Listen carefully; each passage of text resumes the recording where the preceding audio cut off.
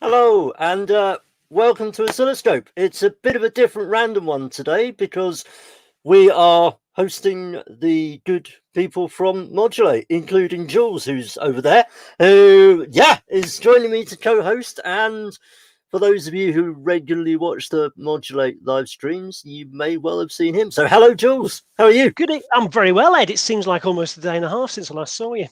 Absolutely, yeah, it's quite spooky, really, and indeed even all the stranger as you were coming from on the back of doing a radio show last night, which I listened to, which makes me feel like I'm sort of cohabiting with you or something. I don't know.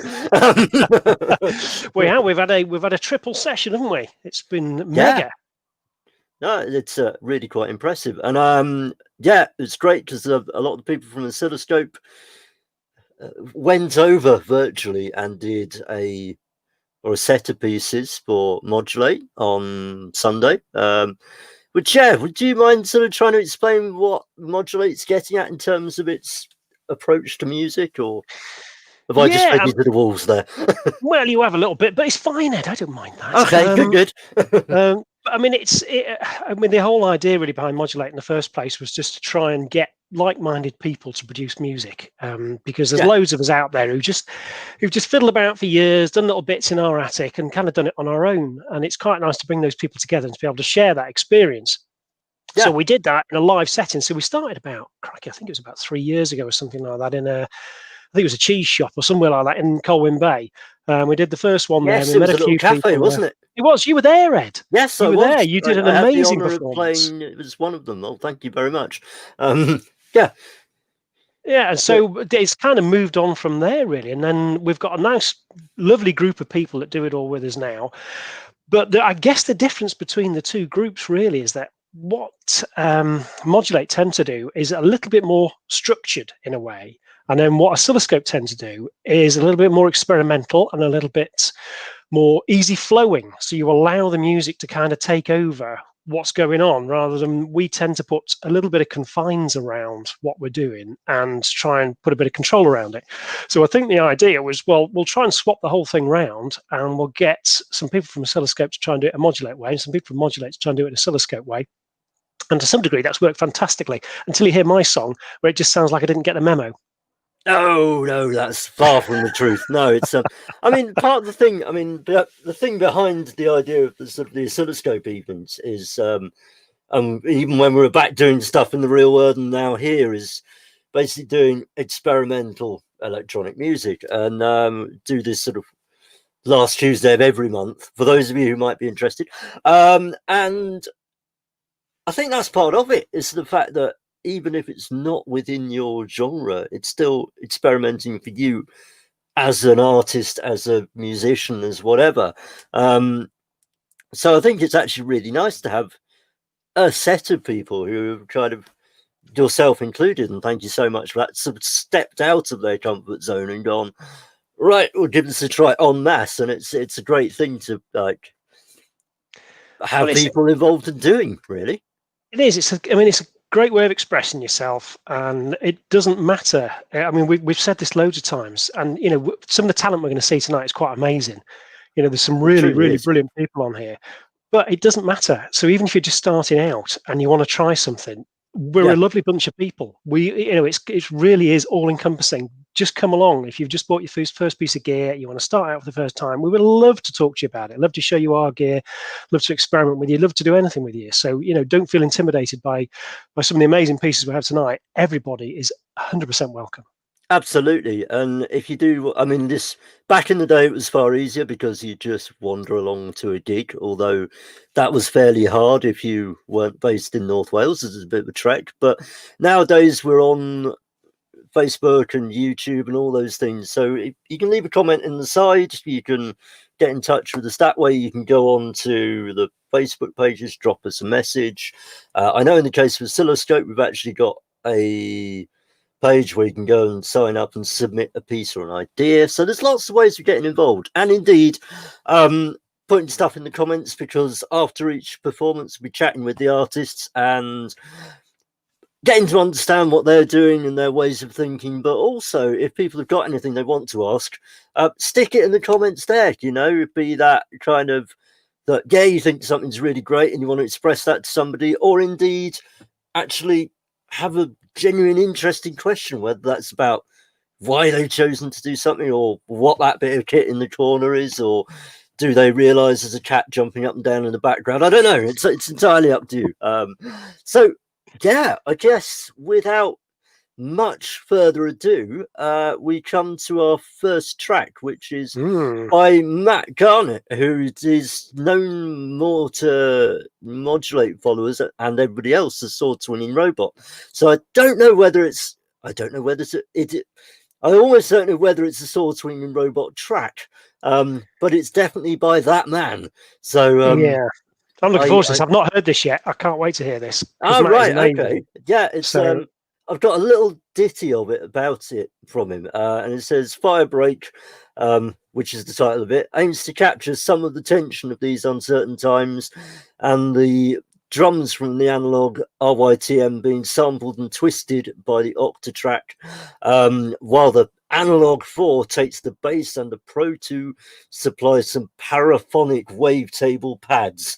So yeah, prepare to geek out heavily, I feel. That sounds like a lot of electron gear and a bit of sequential in there by the sounds of it as well.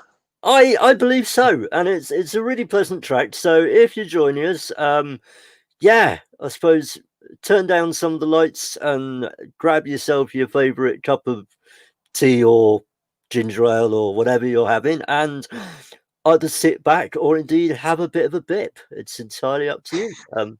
So Matt Garnett and Firebreak, I guess.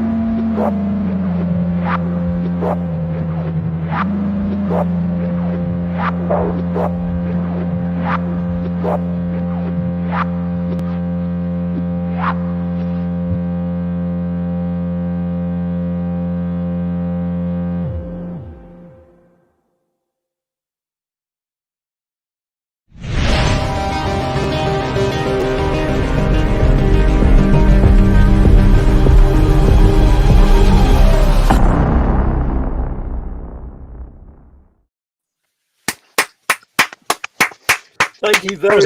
That was amazing. That was brilliant. Thank you so much. Thank you for having me. It's great to be on. Utterly awesome. That really was. I really enjoyed that. I mean, it's very different from the what we usually come to hear from you. So that was really quite cool. I mean, I had like a really nice kind of build to it, and it's sort of a sort of slow menace, which was quite engaging. Which I suppose, as you said, to capture some of the tension of these uncertain times. I think it really did. Yeah. Tell you what, though, that still had a sword swinging robot sound to it. Although that was very different to your usual style and the usual way of doing it. I don't know what it was, but that still had. If I'd listened to that, I would have still known that was you. And I'm not quite sure why. Well, I suppose that's being a sort of that's obviously a voice that you have, isn't it? I guess. I mean, I was intrigued actually, because I know that a lot of your work that you do, you tend to sequence it quite fastidiously in MIDI and break it down into sections and then load it into the machine. I mean, by the sound of high praise from Jen Kirby. Really enjoyed that too. Well done. Yeah, absolutely. So yeah, by the sound of it, that sounded a lot more like it was either sort of tracked or sequenced within the equipment or on the fly. I mean, what was the difference in approaches for you? Yeah, actually, this was my second go at doing something for Oscilloscope. The first one is going to be like sampling a tank drum with the Octatrack. All right. Okay. Yeah. And that was like, I made a fun loop, but it didn't really go anywhere. So I kind of thought I'll just connect the equipment in a slightly different way and kind of build myself a little playground. So having the analog drive on one channel of the analog 4, thinking I'll run the bass through that, but it just had the effect of everything. It drove the reverb through that channel as well. So even things that didn't get dry through the distortion came through the distortion on the reverb. And it just made it quite an interesting little playground to make lots of distorted sounds. So what was each bit of kit doing? So which bit was in charge of what within all that? I mean, we could see the Pro 2, which is a beautiful piece of equipment. We could see that was like the main lead there, played beautifully. But what were all the Electron pieces of gear doing? So the analog rhythm, which you have to say in your best Swedish tone, was doing the drums.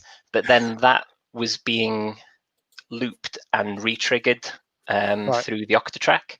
Right. And that was just part of the live looping that I took away from the first experiment. I got a bit further with the drums, so just being able to loop it and reverse it, and then I think one of them, it was pitched down about 7 semitones, so the high, and then bit crushed, so the hi-hat sounds quite gnarly. But then whenever I wanted, I could just re-trigger the loop and it would overwrite. So in the drops, I could re-trigger the loop and it would just run the little swishy sound. And then as I added more things in, I could re-trigger the loop, and that built the kind of bit crushed sound on top of the drums. So and then which the analog bit? Because there was 2 bits. Sorry, Ed, I'll shut up in a second. No. Like. It's but there was 2 bits in there which sounded like a ventilator and a heartbeat. Now, I don't know whether that was intentional, but that's what it sounded like, which seemed extremely apt for the song and for the the thought process that went behind the song. So, what was creating that ventilator sound? Because that was just awesome. That was the rhythm. Oh, was it? Right. I'm sticking with that pronunciation. Yeah, that was a breakbeat loop that I just dug out, but using the LFO on the filter. Yeah. So it just, with that high resonance, it kind of gave it that. I hadn't thought about that, but I know what you mean with the ventilator type of sound. And then the analog 4 was doing the bass and the little staccato leady type thing. Well, I'm sure we're sticking the link in there, but if anybody listens to it again, just have a listen. It really does sound like a ventilator and a heartbeat, and it's so sinister the way it sounds as well. It almost sounds like an alien experimentation room or something or other. But Jules is destroying everything. So I won't be able to listen to it the same way again now. I hadn't picked up on all of this. Yeah. No, I found it really interesting, and I liked that feeling of menace. I suppose, it will be even more menacing now. Well, now put that picture in your head, Ed. Yeah, absolutely. In your head now. Yeah, but it was amazing. Did you enjoy the experience, Matt? I did. Yeah, I think that's cool. Like all of us, it was nice to just have the permission to go and play, and just be that really came across. Play around and play with looping, and if it doesn't go anywhere, well, fine, I've had a bit of fun. I kind of looked at it like that. And then, but I think just like with this track, just getting to build some loops and then just play off one pattern, because like you say, normally I will try and build a track and I'll have patterns that will be changed and triggered, and in this, everything was independent, so I could just mute things and bring them in and out, which while playing two-handed on the Pro 2, even if one hand was just holding down the bottom key, it was still a bit tricky for moving around, but it was really fun. I enjoyed it. So, is that a new bit of kit, that Pro 2? Or have you had that a while? I've had it a while. Yeah, it doesn't make an appearance in a lot of the live sets. It hasn't. It's been out a couple of times, but not that much. But it needs to come out a bit more. Oh, definitely. Like everybody at the minute. Yeah. Well, yeah. But when benefits of being in the studio, you can just I'm just going to wire up whatever I want. There we go. Yeah, it's quite nice for us, isn't it? Yeah, it was awesome. Absolutely awesome. Yeah, absolutely. So, thank you very much, Matt. Brilliant track and a wonderful way to kick us off. So, thank you. Absolutely. Well done, Matt. Superb. It's going to be hard to beat that for the rest of the night, but I'm sure we'll have a good go. Oh, it really is, yes. So, just for anybody who's tuning in with the Oscilloscope and wondering quite what's going on, as we promised last month, we have our crossover with the good people from Modulate. So, we went and played a gig for and with them on Sunday. Trying to step into more of a Modulate style of working, and it's wonderful to be able to have them over here, as it were, to be able to have a bunch of people who actually most of us involved in this know it's a very strange crossover, but actually have them sort of en masse doing different work and experimenting and trying to work within this sort of style or genre, depending on what you may think of that. So, next up, we have a piece by Dave Julian. And it's a piece called Science Fiction, and it's specifically written for this evening. And, it's, again, quite intriguing seeing people and reading a bit that he sent to us about really trying to work out and develop outside of their normal methods of working. So I think a lot of what Dave has done in the past is work in sections of 4, 8, 16, 32 bars, or steps, or any of those sort of things. So like trying to work in a manner that's different to that, and possibly in a more organic manner. So yeah, and Dave is yeah, known as the Prince of Synth as well, so he is well known for his synth-tastic tunes. So it's going to be amazing to see what he's actually turned out tonight, because we did have It a really tune on is. from him last night. Actually, we had a tune on from him on the Only Human radio show, which is brilliant. Yes, But I just can't wait to hear an which experimental is still up piece. if anybody wants to go and listen to it, I believe. Because It is indeed. I had to do my homework and catch up on it this morning, as I'd not managed to catch it last night. Available on And I YouTube knew and that you'd be Spotify. talking about it, so I thought I Yeah. really had better. So I'm sure at some point we can figure out that and post a link to it along the bottom. But without further ado, I guess we have Dave Julian and science fiction. Can't wait. Yep.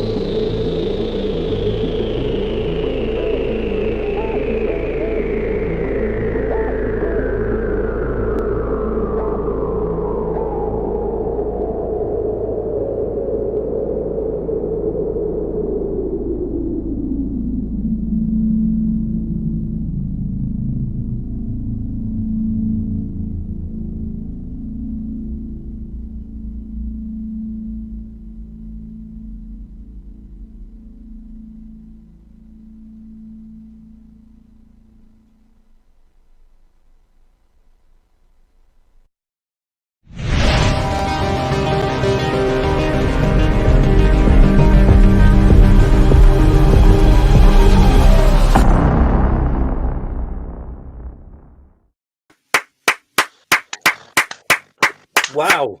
Oof, Dave. Yeah. Thank you so much. That was a bit amazing. That really was. Thanks. It's just all jammed out, really. You know. Oh, it's for saying it's all jammed out. It's super effective. I mean, it felt really sort of structured in that it went places. I mean, it felt literally like it went places. It felt sort of very atmospheric and kind of like flying over some sort of landscape almost, and that things sort of came into view and things sort of receded. And I really loved the sort of that kind of shift in tempo that went with some of it as well, which was like really nice. That was part of the idea that came along. Sorry, it was part of the idea that came along with the freedom given with doing this piece. And they're just sections, really, aren't they?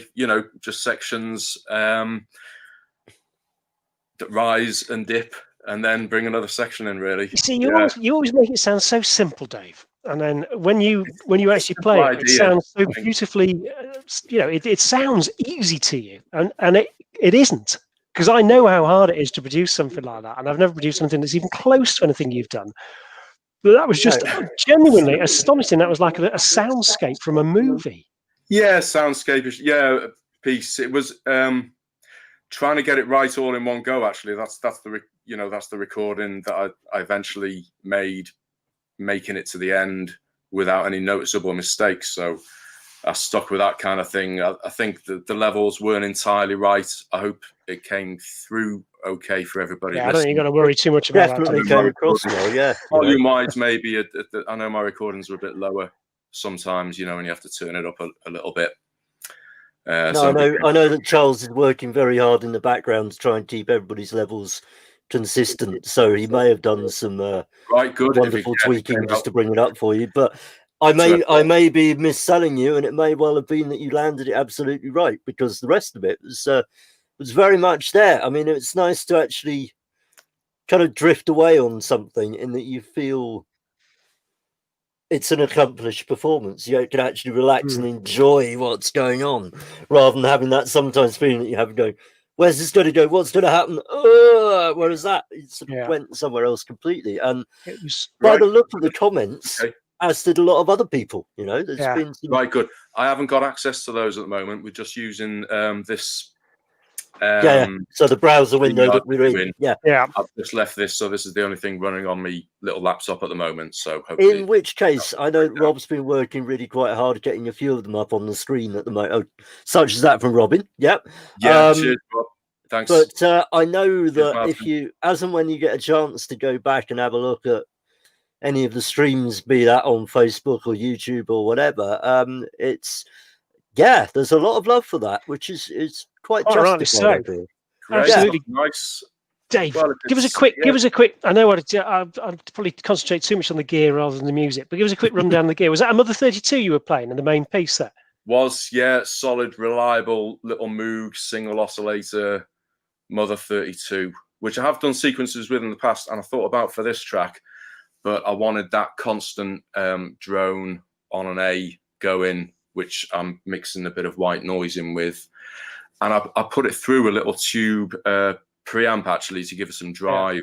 It's a bit more growly than it normally is. It's a little tube preamp that I bought for a mic to use with a vocoder for recording, to keep a limiter compressor for the mic, because it was going everywhere before. So you can put anything through it, really. So I put that little Moog through it. That's the continuous bass and the white noise up there. Yeah. That was the little unit that was very easy to catch my hands with and knocking out a tune when I was doing performances before. So, and what was the main piece you were using then? Probably the main synth down there at the bottom is my OB6, which I've only had recently, sort of thing, and later in life as well. All the sequences were running on Sub 37, Moog Sub 37, which I pre-programmed.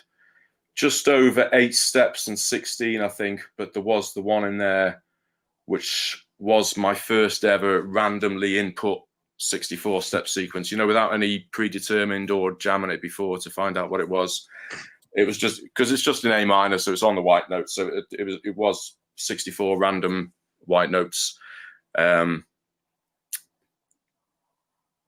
Yeah, so there was no sort of a recognisable pattern to it. That's what I wanted, really. Yeah, But because I mean, goes that's what it came across as. It felt kind of harmonically quite. I mean, definitely different from your usual work, sort of chord choices and things. I mean, was that as a result of this randomization, or was this a conscious decision that you took? The way the track came together was just with attempting to do something different and a bit freer for this show, and hoping to appeal to the oscilloscope. That's probably the most experimental I've been for a performance ever. I genuinely think you should do more like that, Dave, because that was utterly amazing, and that would fit into one of your normal sets anyway. You could do that at the beginning or the end of your set, and it would be a wonderful way to start or end it. Yeah, something like that. I think Rob Dixon had asked me in the past, to do a sort of set of something, but I didn't have it together at the time. But yeah, that's sort of shown that it might be possible to do something like that. It's just having a series of sequences lined up, really different tempos as well. I've noticed to give to just give it different feels as the track progresses, really. Absolutely. I mean, it definitely feels like it might be an avenue worth kind of following if you have the opportunity. So I could do something like that. Based on some of that feedback, I certainly would. Absolutely. I mean, genuinely, that was awesome, Dave. Yeah. Thanks, Jules. Cheers, Ed. Much appreciated. Yeah, thank you very, very much. And congratulations on a great piece, So, absolutely. Well done, Dave. Cheers for all your efforts. So, Dave Julian, everybody, thank you so much. It's a pleasure. He's amazing. Yeah, that was. We've had all sorts of wonderful comments coming in from everybody, and some of the stuff that's been bipping backwards and forwards on the private messages between us lot is people talking about wanting to do remixes of different things, and I know Rob Spall has been very jealously trying to go, I want to remix this, and all sorts of wonderful things, which seamlessly brings us on to something that was mentioned at the previous event, which was the idea of having the Oscilloscope regulars who were in the event on Sunday. If you haven't watched it, it's up on the internet with Modulate there. And the Modulate people who are here tonight having the opportunity to remix each other's work. So if that's something that you think might be a good idea, please bip over and have a look on the Facebook Oscilloscope page. And there's actually a Survey Monkey form where you can go on and vote who you want to remix who. Which is up there as of about 7 o'clock. So it should be there now. In fact, I know it's there now because I went and had a quick look. And yeah, you can basically stick your vote down there and see which of the artists you might be able to persuade to remix who of the other. Making absolutely no promises. But yeah, if it comes off, it could be awesome. Great. Amazing. It really could be. I mean, I'm quite excited about it. I'm slightly scared because, you never know quite what you might be setting yourself up for. But that's a wonderful thing. And if I get a chance, I will try and dig out the link properly. It's a bit of a bulky link to stick on the bottom of this along the screen because it's Survey Monkey and lots and lots and lots of things. So quickest answer is go to the Facebook page and have a look. Yeah, who have we got next, Jules? It's a little bit of Etch-a-Sketch next. It's Rob Dixon. It is indeed, isn't it? So it's founder of Modulate. Absolutely. So we don't actually have much in terms of notes from him on this, as this, I believe, is a very, very new hot off the press piece. But he is coming to join us after it, I should say. And we shall see what's going on. So I think it's modular kit as usual, but I think it might. I'm going to be wrong now, but I think it's using his poly-N tracker as well, which is the new thing he's using. So it's a sequencer as a tracker, which is a really cool piece of kit. I think he's using that. Anyway, we'll find out in a second, Ed. Absolutely. So next up we have normally Etch-a-Sketch Rob Dixon. Yeah, thank you very much. Oh, he's just had no tracker. No tracker. Okay. No tracker.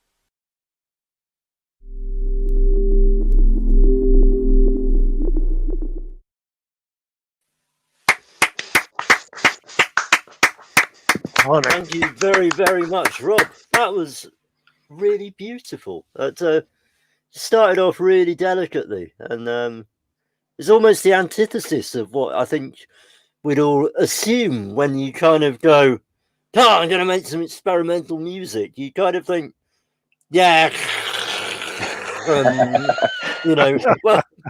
let's get some white noise and make a racket." But actually, that was really, really quite subtle. I liked it. Thank you. I made a few. Well, I was starting to make notes, then I got kind of lost in the moment a little bit, and all of a sudden it finished. And I thought, "Crap, I haven't done anything. Just been sat here, just immersed in it. It was lovely."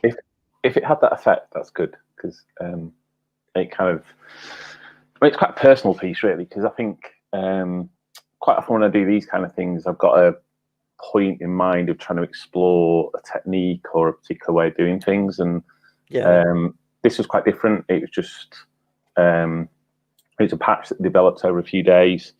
It was just before the US election, so I had a brief moment of hope in in this year 2020. So just kind of gives the track its name. So go by, it'll be kind of go on YouTube as. And yeah, it just it felt like quite a hopeful, like you say, Jules, chilled piece of music that made me, the patch made me feel very relaxed as I'd kind of worked on it over a few days. And so rather than overthinking it, as I might have a tendency to do sometimes, I just thought, okay, well, I'll just record a performance of that and do it, and then that's it. Kind of. But it was quite orchestral as well, Rob. So, I mean, and particularly towards the end, I mean, that was almost like a massive church organ sound there. And it was, I was like in a church with all electricity running around it everywhere. It really did feel like, listening to a massive church organ with all sorts of weird things going on around it. There's quite a few reverbs, which probably gives it that kind of church feel. So there's, so the orchestral bit, it's got the pluck in there. So the church pluck is, it's what it is. It's a plucked instrument, but you can, if you stick a load of reverb on that and kind of modulate the pluck itself, you just get these lovely kind of plucked noises, but then they just kind of resonate and kind of almost just which accounts for that sort of stringy sound to it, doesn't it? Yeah, and then someone said something about cello sound. I think that was more the there's a module called the chainsaw that's a polyphonic module, and that was going into a filter, but then there's, I can't remember, there's about 5 or 6 different outputs from that filter.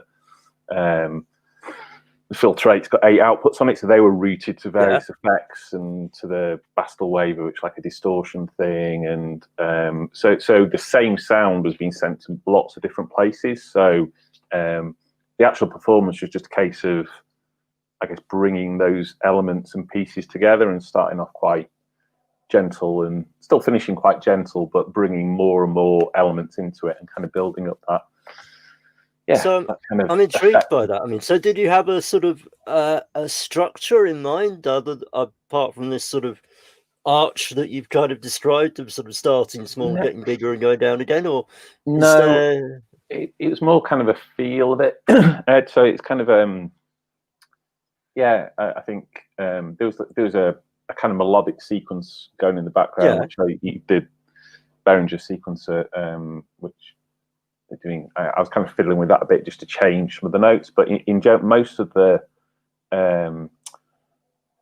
kind of dynamics of it was coming from modulation of the various parameters of the effects and of the distortion. So like the little glitchy noises you could hear and the little pops were all just little bits of modulation that kind of develop a bit of a life of their own in those patches. I'm sure anyone who's into modular, you'll know Ed, you're kind of half in control of it and half controlling what's coming out of it. And that's what I wanted that performance to be. Not, as I say, not overthink it, but just take this patch that I'd really enjoyed and then just try and mold it into something that would be pleasurable to listen to.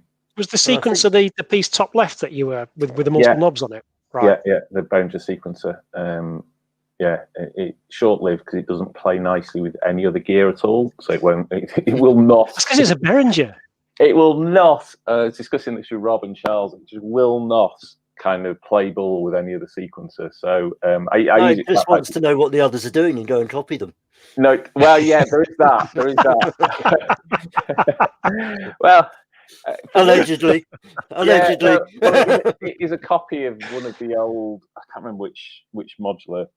Is it the Roland? I can't remember. But it just did not play nicely with anything else. But in that patch, it was nice because it was just melodic. There were no drums, there were no percussion, so it didn't need to. It just kind of did its thing, and that was all right. But yeah, it was a truly beautiful piece of music. It really was. Yeah, I really liked your comment about saying about sort of they came across with this idea of having this patch and then working and controlling sort of this kind of organic thing. And there was something that I think Robin Jones mentioned on the comments that he would like to listen to this whilst watching the Northern Lights. And it really had that feel of kind of, here's something very kind of natural, organic and flowing, and yet it's still just in control and shaping it. I think that was a really nice analogy. So yeah, I thought I'd mention that.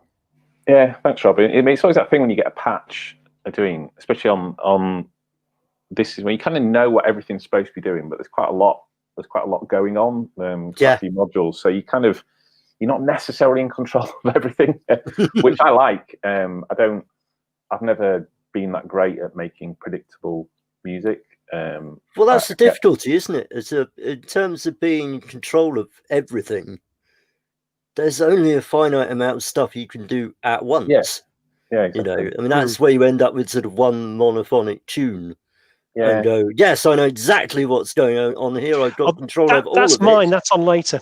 Yeah, don't worry about that. I heard lovely things today. It was on. So we've got dear friend Jono in the States who does the Modular World show. Yet another excellent YouTube kind of modular show.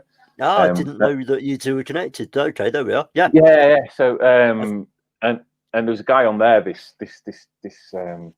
week just gone, and he was kind of saying how it's like being in a band by yourself having a modular, because you've got all these bits and you don't quite know what your bandmate's going to do. But yes. So and you'll know this from accretion entropy, where you probably sat there and you've got an idea. You think you know where they're going to go, but there's that little bit of unpredictability in there. So your little bit of it is just kind of controlling the bits. There wouldn't be the first time playing in that trio where we've all looked at each other and nobody's been quite sure where the noise is coming from.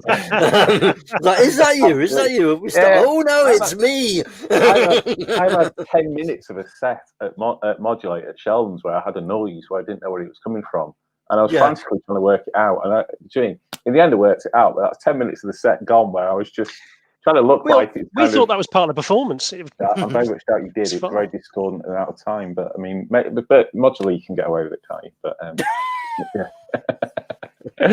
Oh dear. So I'm guessing that Rob is in charge of the comments.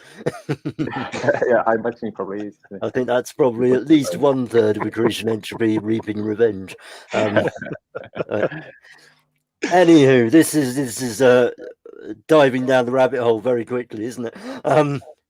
But yeah, lots of wonderful praise on that, and it's really nice to hear a sort of clear experimental piece that's kind of delicate and quiet, So yeah, it's it was lovely. It really was. And thank you for stepping out your comfort zone, and and something. I mean, as an experimental piece, something I would listen to a number of times, though. Yes. And that isn't always the case. I enjoy experimental music, but I wouldn't always want to listen to the same piece twice. But I would listen to that again. That was really nice. Cool. Lovely. There we are. And on that bombshell, thank you very, very much.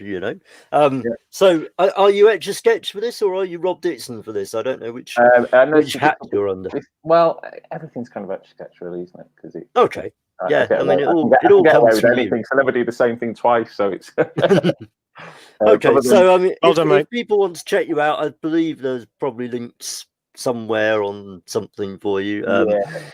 And you're on Bandcamp, I believe, and all over the place on Tinterweb.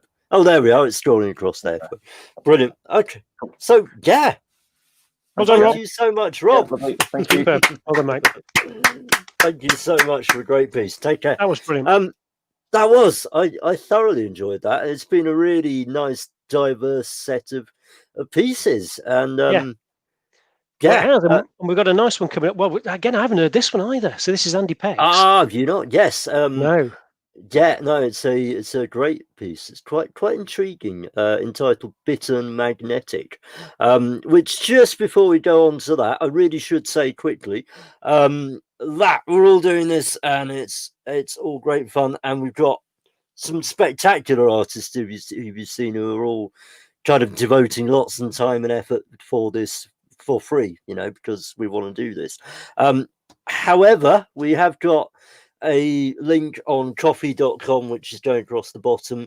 If you have the ability to literally buy us all a coffee or something, just to cover the costs of streaming and putting this on, and eventually people's computers break, those sort of things. So it really is quite minimal just to keep things going. But if you do have a little bit of money that you could give, yeah, that'd be great. Thank you so much. And that is that done, and I'm trying not to apologize about it. So Andy Pegs is next. Bitter and Magnetic. A bittern is a short-necked, more secretive heron. And the magnetic references the cassette tapes he used for the drones. So I won't divulge much more than that. I just can't wait to hear this. It's going to be so he's interesting. going to come and talk to us after it. And yeah, here we go. Andy Pegs.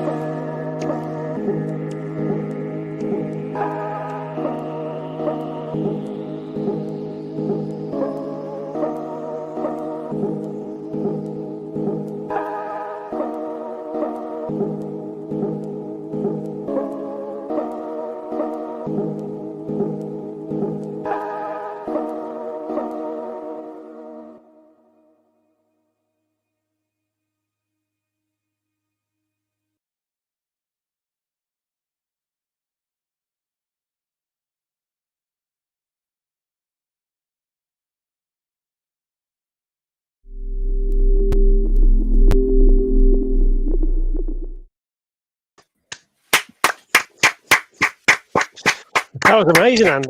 You went over by Yeah, 10 thank you seconds. very much. Did you enjoy that? That was amazing. Very Brilliant. much so. Yeah, Thank you. that was a Ace. really nice piece. I mean, yeah, you've obviously put quite a lot of thought into it, and working with this, and from the write-up. I mean, do you want to tell people about it? You know, Well, I tell you, I'm going to have to confess, a lot of thoughts came after.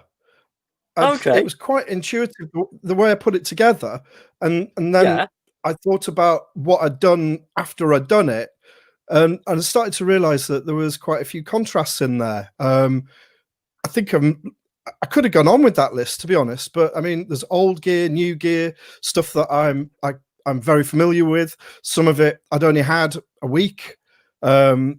Some of it is synced, some of it is unsynced. There's some pre-programmed, there's some chance, and it was sort of, you know, it was just a bit of a mixture, really. But it was a beautiful, chilled, mellow vibe again. I mean, there's been so much. I don't know if you've noticed that, Ed, tonight. There's just been loads of really chilled stuff. It's been really which is quite a surprise, really. You know, I mean, which absolutely welcome at this time. You know, I think it might possibly be a reflection of what's going around in the ether, and that everybody just needs that little bit of solace. You know, which you're back, Andy. You're back. Sorry, he's definitely here. But if that's the case, that we're kind of helping people out in a bad time, and we get to like cure a few minds by doing a bit of music, then so be it. You know, we'll have that one. Yeah, absolutely. You know? Yeah. So did you have to use a different process to your normal process of building songs, Andy? Because that is quite different to your normal stuff. Yeah. What I decided to do, I've been there's an idea that I've been trying to sort of get to work, and I can't quite get my head around what it is that I'm looking for. I'm trying to make music in a way where someone who plays an acoustic instrument might pick up the acoustic instrument, strum it, let the music just flow. There might be somebody listening, there might not.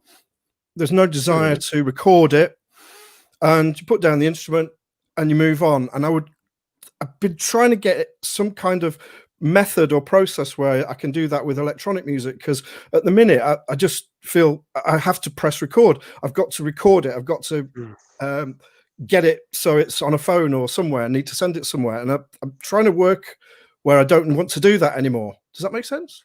It does. Yes, you're doing it just so. for the enjoyment of doing it, rather than the actual process of producing the song and then sticking it out for somebody. I mean, you do hope somebody else will enjoy it, but it shouldn't really be all about that. It's about doing something to enjoy yourself, isn't it? It's like a mindset for me, because I play the acoustic guitar very badly, but I'm happy to pick it up and just noodle away for a bit, just for the moment of just doing it, and then go and do something else. And that's what I'd like to sort of do with electronic music.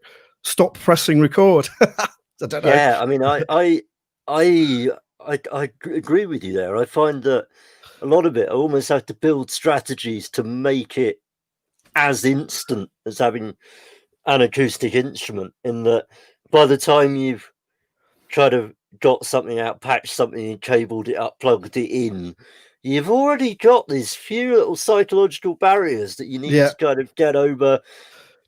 Getting off the sofa, doing this thing, finding an extension lead, plugging it in,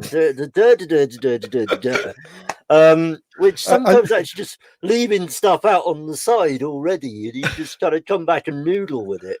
Do you know, I love what you've just said, because that's pretty much describes my whole experience with things, especially the modular. I mean, it's just it's only small, but still it's quite a high maintenance thing when it comes to connecting it and plugging it in and getting it to sort of manipulating it. So it's a bit of a drawn out process, especially because I'm only at the beginning of that journey.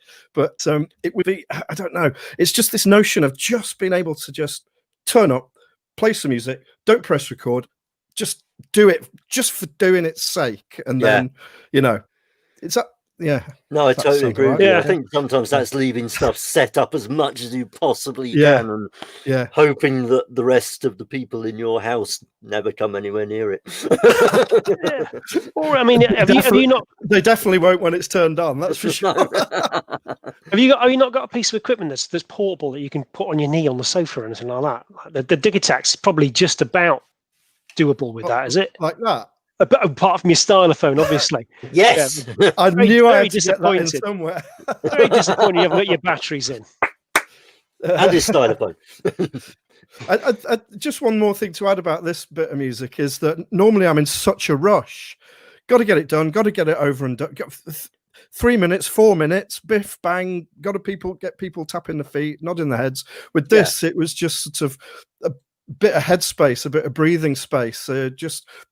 Just let it float. I had my phone next to me with a stopwatch on it, just so that I could just keep an eye on the time, because I just didn't want it to turn into sort of like a 24-hour Pink Floyd marathon. So I thought I better keep this in check.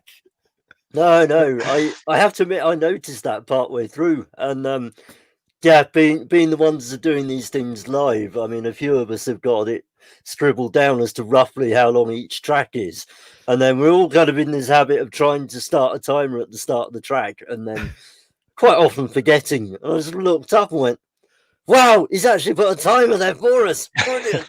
You know. It's like, so when our incompetency, It was Monday when I fails started again, this, and it's Tuesday now. yeah, absolutely. You know. Yeah. That was a brilliant track, Andy. Yeah, Really it was. enjoyed that, and it's nice to hear some Good. unusual stuff from you, different stuff from you as well. And again, it's like Dave's earlier on. You should do more of that because it suited your style. It's just having time to breathe and trying to create something that is just in the moment, and there's a bit of randomness, and you're not actually before you set out, you're not actually quite sure what it's going to end up like. And I like that bit of jeopardy. I mean, that wasn't a particularly dangerous piece of music. I mean, it was pretty safe, but there are elements of there that I can never recreate, that will never happen again, the way that the tape loops unwound and what have you. So yeah, happy to put it forward anyway. That was really great. And there's links to your work going across the bottom of the screen and have been for a while, and hopefully they'll be hiding in the comments as well. And there we are. Andy, do you want to mention your new cassette that's coming out? You mention it on every show. Come on. I've got a new cassette coming out. I wonder how many new cassettes he's had. Edgy's going to be absolutely... Well, I think I'm on the fourth one now. Edgy's going to be distancing himself from me. The amount of cheesy promotion I'm giving this cassette, no one will like it when it comes out. I'm sure it'll be fantastic, Yeah. Hopefully. Well, if that last piece is anything to go by, and by the sound of it, it's not indicative of what's coming out on there. But no, this is in terms of the person behind it. If that is anything to go by, then I'm sure it will be great. So thank you. Absolutely. Well done, Andy. Superb. Well done. Thank you very much, Andy. Thank you very much for having me on. Really enjoyed it. Oh, it's a pleasure. Thank you. And I've actually been eating my tea while I've been sitting here. Hey, well done. Very subtly done. All right. So yeah, thank you very, very much. So yeah, great to have Andy on and have a natter to him and hear some of his music, which somehow it's not been as involved in Oscilloscope as I think he might once have been, if you know what I mean. There are some people that sort of float into the sphere and don't quite so it's really nice to have him here, which is great. Absolutely. I mean, Andy's been around the music scene around Chester for ages, and absolutely done stuff with Dave, and one of those nearly crossing paths but not quite moments. So it's good to finally square the circle. So just a couple of little bits that have come through with the comments and things. I mentioned the coffee.com thing in the last sort of break, as it were, and it's really great to say that thank you to those people who have been donating stuff. As it says along the bottom, we're now 2/3 the way for covering our streaming costs for an entire year. So that's not even for the year, which, given we're nearly in December, could sound a bit bleak. But no, that's for a calendar year. So yeah, that is really great, and thank you so much for that. One that I picked up from in the comments, though, which was mentioned, is that Tic Earth, which is Welsh music organisation charity, are running an off-grid event for artists tomorrow at 4:00, which is basically looking at trying to set up a network for experimental off-grid artists, musicians, composers, performers, and trying to build some sort of network for them across the nation of Wales, which tends to be fairly sporadic in that people in the north do a bit, and people around Bangor do a bit, and people over near Wrexham do a bit, and people around Aberystwyth do a bit. But given that there's all sorts of difficulties like mountains in the way, we tend to be fairly restricted to our silos. For somewhere that's so small, it's quite difficult to get around sometimes, and they're trying to get stuff together to build more of a cohesive network. So there's a meeting for that. Should you be interested to go, I'm actually doing a very brief bit talking about what we've been up to in the Oscilloscope there tomorrow anyway, so that might or might not be of interest and might be a complete turn off, but it could be very interesting, and if you're into that sort of thing, then that may be something for you. So yeah, sorry, back to where we are, and Jules is sitting there slowly starting to twitch. Well, I'm slowly trying to just sink further down into my seat, to be honest with you. No, vanish under the table at some point. So we have a piece from you coming up, I believe. We do, and Yes. This is a perfect example of not reading the notes that came to you properly. But it's also an example of just how difficult this is to do, actually. And we can talk about it afterwards. But Let's leave that there before you put yourself down too much. And everybody enters this with a massive downer, which I don't think would be particularly fair. So, does it have a title, Julian? No, it doesn't. Actually, it did. Isotope, it was called. It was named after the synth that I used on it. So that's right. Okay. As in the synth rather than the radioactive thing. Yeah, exactly. Yeah, okay, so coming up next, and for our final piece of the evening, we have Isotope by Julian Roberts.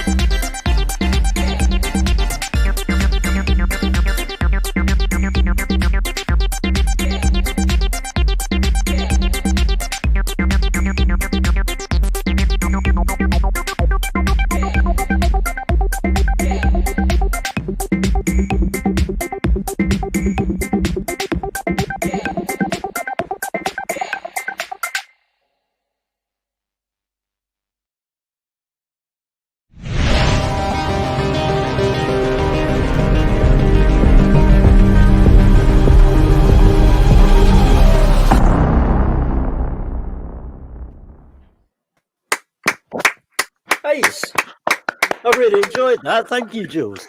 Thank you, Ed. And we've gained a Rob as well downstairs. Hello. Hey, Robbo. Hello down there. Oh, yeah, that was really enjoyable. I mean, it's not standard oscilloscope fare by any means, but I mean, you've obviously tried to do something a bit more experimental. So I mean, what in that approach for you was, what did you? Well, I started off with great intentions, Ed, is what happened. And then I thought I'm gonna actually start, and I'm gonna use a separate synth, something I've not used before. So I downloaded Isotope RS2, which was the one that was running on the Mac.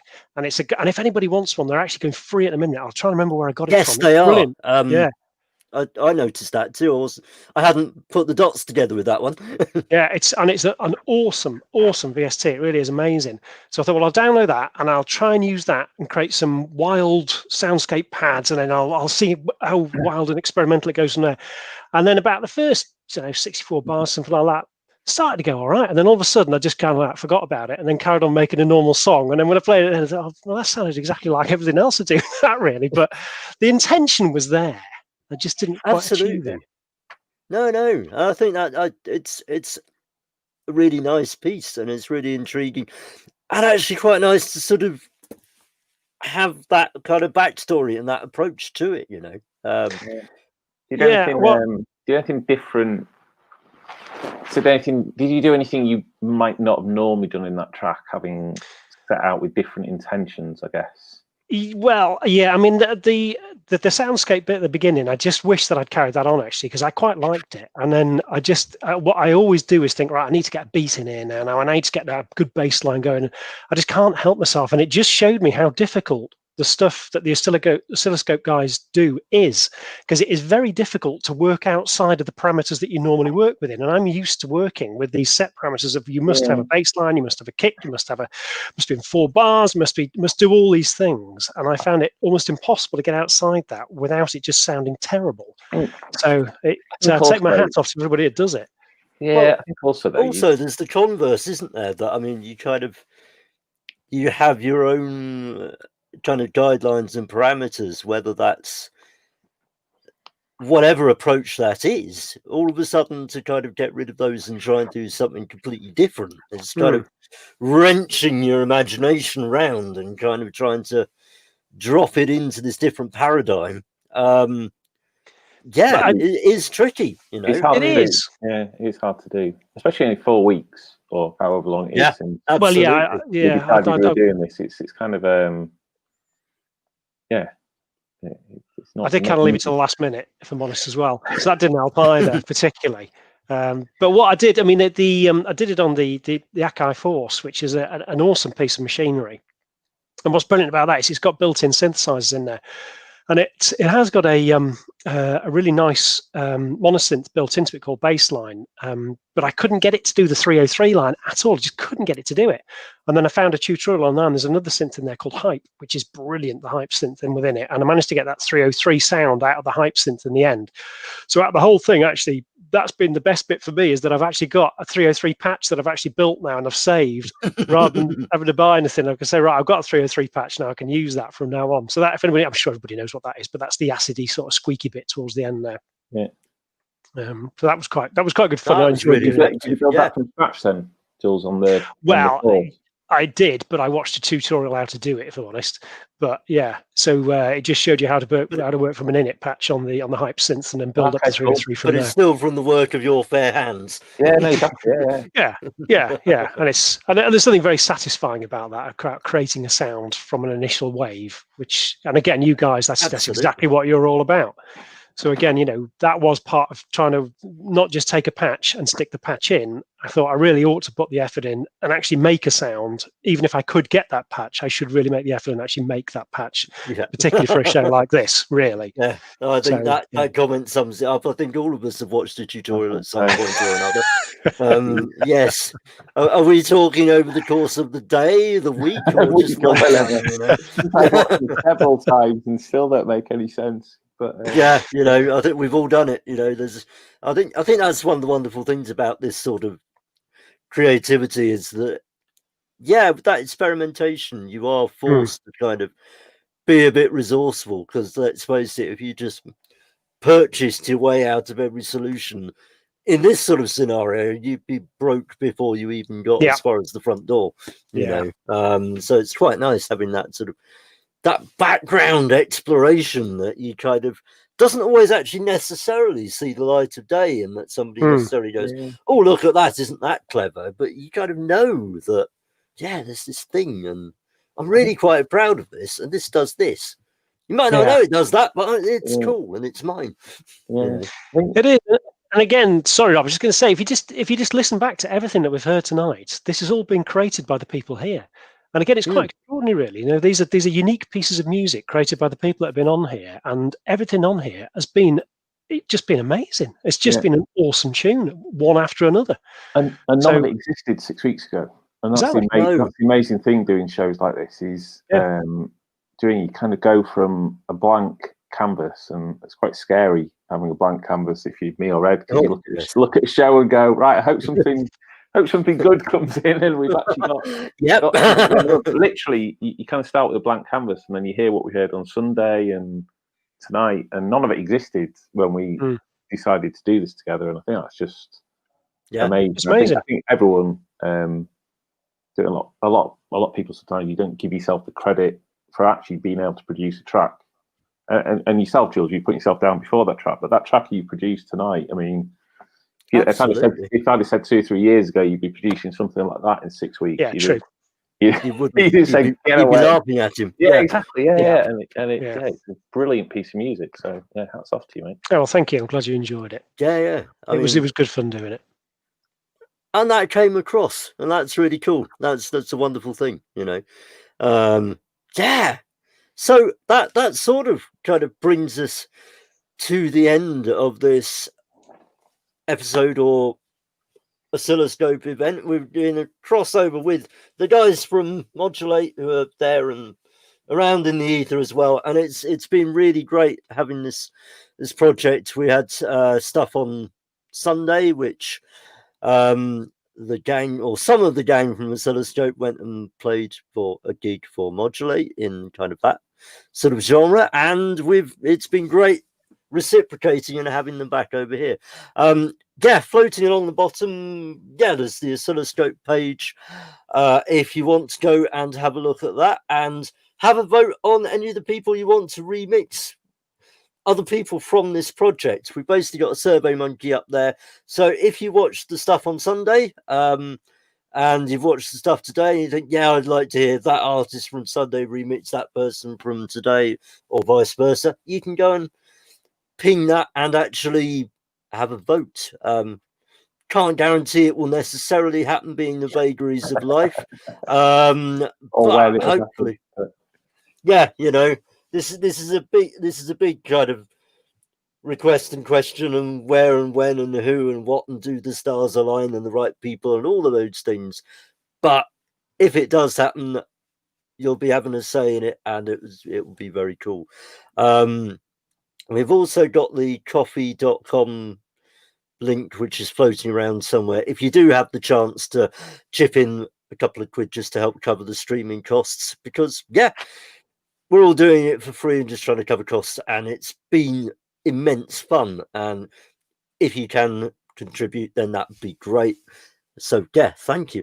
It leaves me really to say a big thank you to all of the people involved. You know, we've got all the artists from tonight running down there. We have Matt Garnett, Dave Julian, Rob Dixon, who's down there, Andrew Peggs, and Julian Roberts, who's there somewhere. It's reversed. It's really harder to hard to do. Absolutely. And we've also had Charles Gersham, who's been running the web streaming side of it, and Rob Spall, who's been looking after all the comments and pinging things up, which has been really great and really helpful. And all of the Modulate gang, and for that matter, the Oscilloscope artists who made this project happen as well by agreeing to go over and do some stuff for Modulate. And they should hopefully be involved too. I don't have a list of them in front of me, which means I won't announce who they all were before I forget someone and mortally offend them. I'll tell you what's really cool. I've just thought this on the fly, so I'm going to say it live. But here we go. So we cannot have a Jenny rocket ship. No, no rocket ships. So in the past, we've done only human albums for charity. So I'm just saying it'd be a great thing to just put all the music from tonight on Bandcamp and think of some charity for Christmas. It's been a shit year for a lot of people, and just take a bit of the reason why we all come together and do this. And if we sell a few digital copies on Bandcamp and contribute to something, it'd be great. And it'd be great to get all the music in one place as well. I think that would be a great idea. Let's try and see if we can make that happen. I'm sure I'll put Matt on the spot because I know he's got his album to do once he's got that out of the way. That is a wonderful idea. But we've got Charles as well with his 12-bit glitch. Yeah, label. I think it's 16-bit glitch. You've just demoted him by 4, but Sorry, Charles. But yeah, I'm sure on one of our various Bandcamp things we've got the wit and the will to get it out there. I think that's definitely the way to go. And as far as Oscilloscope goes, we'll try and big that up on the Facebook page. Yeah, snap. So if that comes together, not like we plan these things intricately, when Rob said that's really has just come into his head, that is the first I've heard of it. So this isn't one of those, we'll sound really spontaneous and clever and bring this out. This really is actually spontaneous. So yeah, there is that. In terms of being spontaneous or not, our next official event is the last Tuesday of January, because the last Tuesday of December is an awful idea to try and put on any event. However, we may well be floating around from Oscilloscope and randomly decide to do something if the whim takes us and the right people fall into the right place at the right time. So keep an eye out for that, and see what happens. New Year noises has just been dropped into the thing. A shameless plug for Modulate. I think is it Sunday the 13th of December. I think that's the date I put on Facebook earlier this week. Okay, so and look out on there. Oscilloscope folk for Scott Matoya's latest performance, where his little cube. It's like a dice, but it's modular, so he's got modules. Yes, I think I've seen this. He's done a performance for us on that. Wow, utterly astonishing. Didn't quite come in time for tonight, but it just he's a mad scientist anyway. But it's just mind-blowingly good. I've seen some of that online, and the idea of how to just kind of getting your head around it as an interface. Well, about 10 minutes, he picks it up and starts moving it around, and he's obviously got some kind of motion control thing affecting it. I'm sure you guys, Charles, will probably know what he's doing and understand it, but it's just, it just blows my mind. Very cool. Yeah. So, we got that, which is something. That's definitely something to look forward to on there as well. Yeah. Right. So, unless anybody's got anything absolutely pressing that I've overlooked, and there's nobody screaming at me on the messages that I can see, that remains to me to say thank you very much to Jules for co-hosting tonight and letting me jump on and co-host with you on Sunday. So it was a pleasure having you on Sunday, Ed. Let's do it again. It's a pleasure having you here as well. It's been really enjoyable. Thank you. And also to say thank you very much to Rob for kind of being the Modulate part to the Oscilloscope part, really. And some fantastic pieces from both of you. So thanks for joining us. Thanks to all the artists. Thanks for being out there, and thanks to all the friends and family that give us the time and the space for actually getting on with this stuff and nipping out into our respective virtual sheds and making silly noises when we probably should be washing up or something. I don't know. Thank you very much. Artists from these last 2 events. We've got a a Zoom meetup if you want to come and hang out, have a natter, get the kettle on, have a posted beer, whatever. Yeah, come and join us. Everybody else, we're on Facebook, on all those things if you want to have a look, or indeed catch up on any of the videos on here or YouTube or Modulate.